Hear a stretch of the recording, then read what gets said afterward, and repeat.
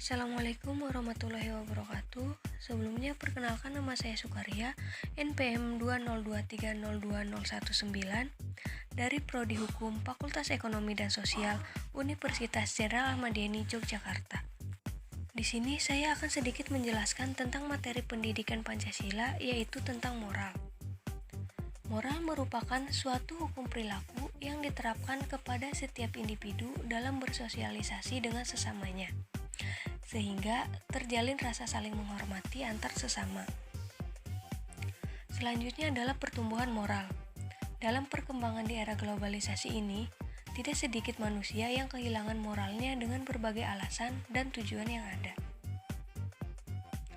Beberapa faktor yang mempengaruhi moral dalam kehidupan manusia antara lain adalah keluarga, lingkungan, dan teknologi.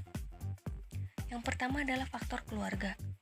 Dalam pertumbuhan moral seseorang, keluarga merupakan tempat utama bagi setiap manusia untuk dapat berinteraksi. Adanya interaksi membuat seseorang dapat belajar bagaimana mengembangkan dan menumbuhkan moral, serta belajar untuk menunjukkan moral yang baik dalam kehidupannya. Yang kedua adalah faktor lingkungan.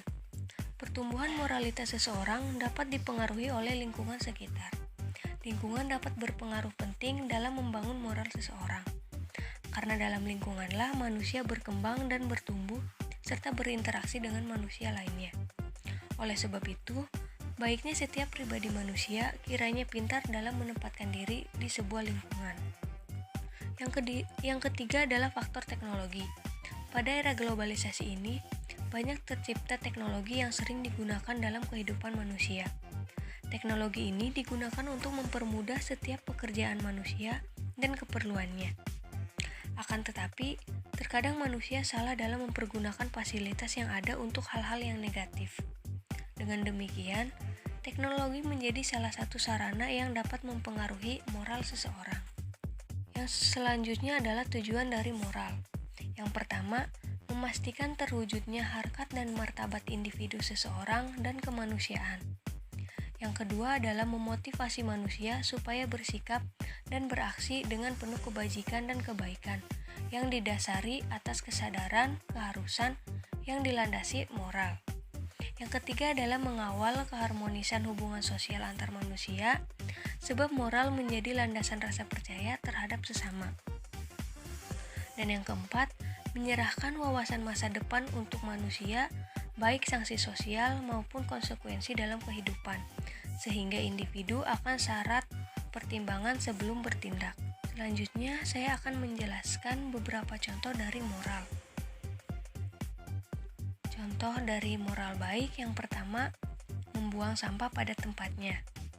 Hal ini berarti adanya kesadaran diri dan rasa tanggung jawab akan pentingnya kebersihan dan kesehatan lingkungan sekitar. Dan yang kedua adalah memperhatikan penjelasan guru dengan tertib, yang berarti adanya rasa hormat, patuh, dan bakti pada guru. Selanjutnya adalah contoh dari moral buruk, yaitu membuat keributan dan mencuri.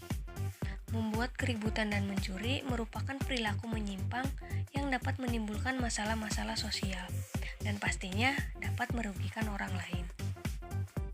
Cukup sekian dari saya, mohon maaf jika ada salah dalam tutur kata penjelasan materi ini. Saya akhiri, wassalamualaikum warahmatullahi wabarakatuh.